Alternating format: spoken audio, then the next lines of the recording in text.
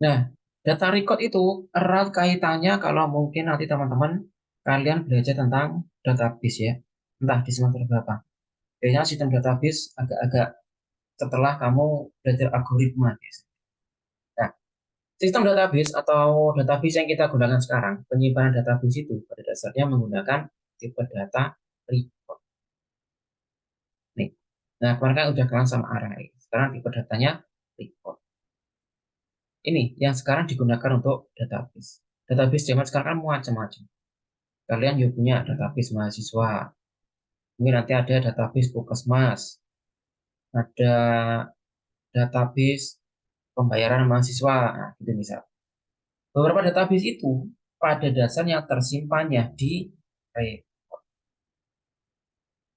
Nah, record itu salah satu tipe data yang keuntungannya adalah kita bisa menyimpan berbagai macam data dalam satu tempat yang sama. Kalau mungkin kemarin contoh kita bicara integer itu. Oke, sambil saya tulis di sini. Kemarin Anda sudah sempat kenalan dengan tipe data integer. Integer itu hanya mampu memuat data apa saja. Nah, contoh integer. Di integer ini, kita hanya bisa memuat bilangan foto, bukan desimal. Atau bilangan bulat. Ini integer. Kemudian kita kemarin sempat juga berkenalan dengan array. Nah, kemarin kita kenal dua dimensi dan seterusnya. Nah, sekarang kita record. Enaknya pakai tipe data record itu, kita bisa menyimpan berbagai macam dalam satu tempat yang sama. Kita bisa nyimpan gambar, nyimpan MP3, tulisan atau teks, angka, dalam satu tempat yang sama. Nah, ini menjadi satu keuntungan ya dibandingkan dengan tipe data yang lain. Ya, ini nih contoh di integer. KISO, nggak bisa kita menyimpan gambar di integer itu nggak bisa. Bahkan integer itu tulisan saja nggak bisa. Demikian juga sebaliknya, tipe data string. Ini adalah untuk teks. Kita menyimpan angka di string, ya nanti angkanya dianggap sebagai teks. Sehingga angkanya tidak bisa dijumlahkan, nggak bisa dikalikan, terbatas kan. Tapi semua tipe data ini bukan berarti satu yang lain itu mana yang jelek, mana yang buruk, mana yang baik, tidak. Tapi kita gunakan mana yang paling sesuai dengan kita itu mau ngapain. Nah, tujuannya apa? Kalau misalkan tujuan itu hanya untuk menjumlahkan, mengurangi bilangan-bilangan kecil, ya pakai integer saja cukup, nggak perlu pakai record. Tapi kalau kamu itu ingin menyimpan data, misalkan datanya itu banyak dalam jumlah besar, misalkan gitu ya, dan berbagai macam isinya, nah itu mau nggak mau ya pakai record. Nah gitu ya, jadi disesuaikan, sekali lagi disesuaikan dengan tujuan, tujuan kita itu mau apa. Makanya nanti Anda misal belajar database, ada istilah SQL ya, biasanya menggunakan program namanya My. Ini contoh nyata penggunaan tipe data. Nah, tipe data record itu biasanya dicantumkan dalam bentuk tabel. Karena sampai sekarang belum ada teknologi lain ya. Mungkin nanti akan ada teknologi lain. Apakah nanti dalam bentuk tabel atau mungkin dalam bentuk trees gitu. Tree itu kayak pohon itu ya, yang ada cabang-cabangnya. Nah, tergantung nanti bagaimana perkembangan teknologi. Tapi sekarang dibentuknya adalah bentuk tabel kayak gini nih. Jadi tipe data record itu kayak gini. Kamu bermain tabel, misal kamu mengerjakan tugas dengan tabel, misal kamu bikin tabel manual atau dengan Excel, itu sudah bisa kita katakan sebagai tipe data record. Nah, penamanya kayak gini, ini kolom. Kalau di Excel atau di materi kita kemarin kan ini kita kenal sebagai kolom ya. Kolom-kolom ini istilahnya adalah field. Istilahnya adalah untuk sementara ya, sementara untuk baris ini kita katakan sebagai record. Jadi itu. Kalau field itu adalah kolom, sementara baris adalah data-data. Nah, Anda masukkan ke sini. Nah, itulah kenapa tipe data record itu bisa menyimpan berbagai macam tipe data yang lain. Gambar, nah, bisa masuk. Anda bikin kolom itu kan bisa masuk ya gambarnya.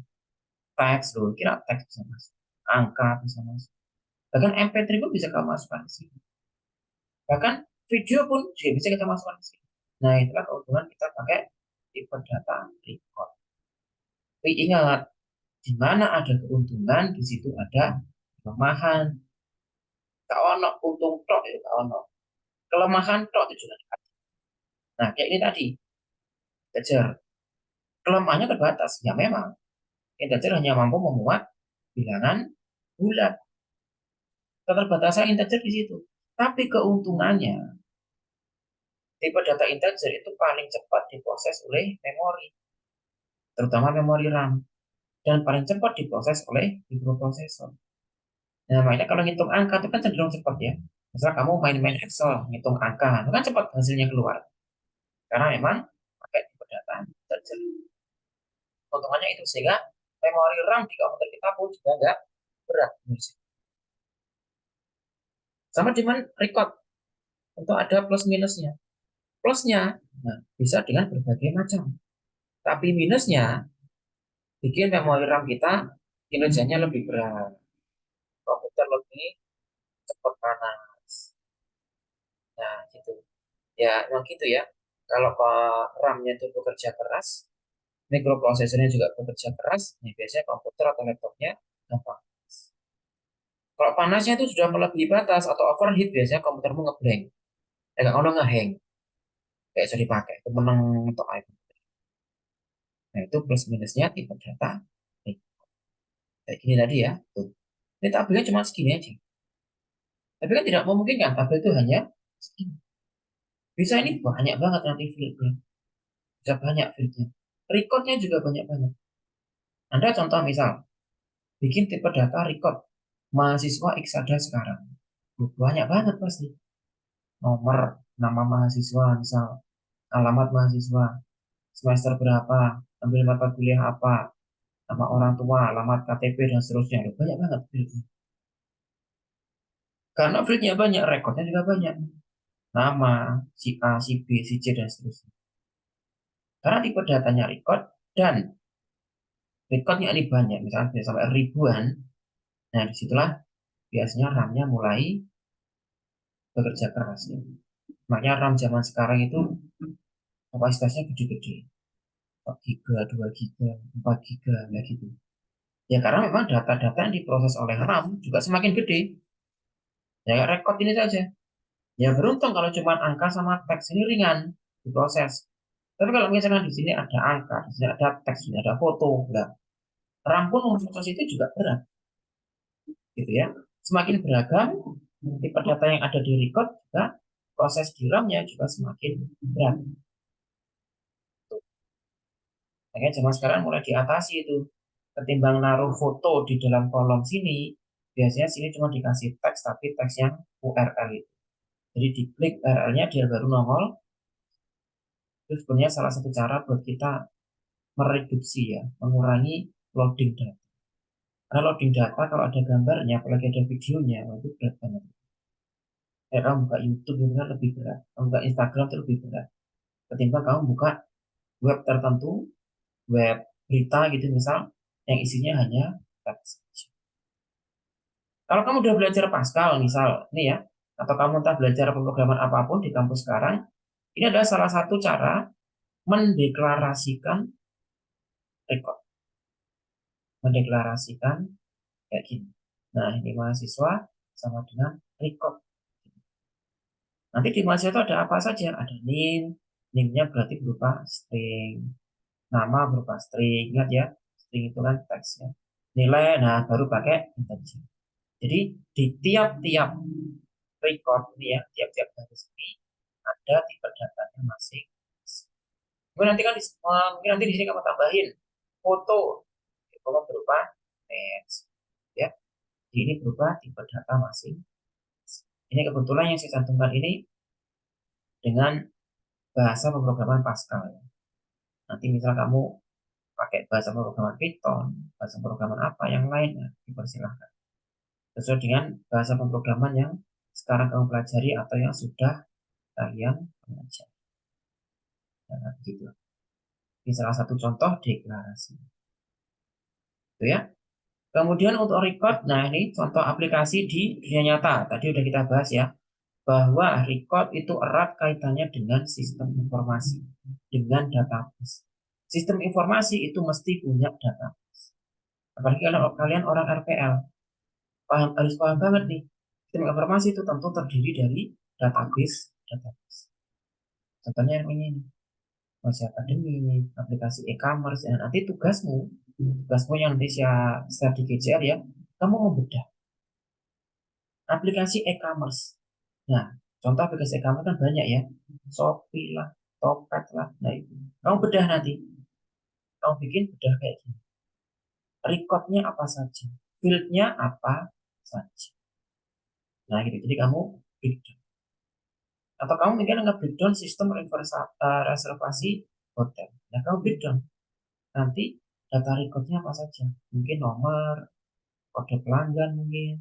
Terus mungkin kamu tambahin nama pelanggan, check in, check out tanggal berapa, total belanja di hotel berapa. Jadi itu yang hari ini tentang data record. Jadi kamu bisa ambil ini ya, sistem informasi apa?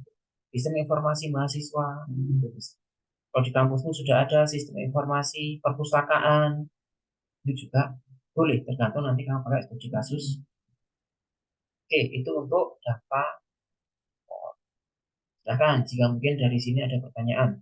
Boleh dengan open mic, boleh dengan tombol chat. Silakan jika ada pertanyaan.